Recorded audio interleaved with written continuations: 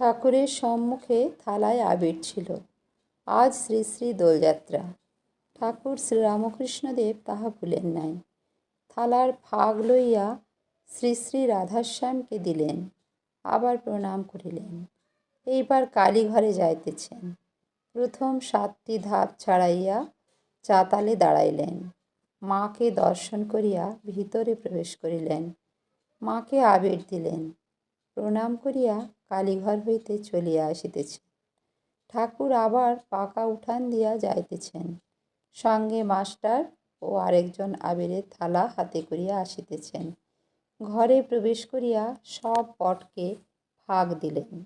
নরেন্দ্র ঘরে ঢুকিতে বারান্দায় বসিয়া আছেন।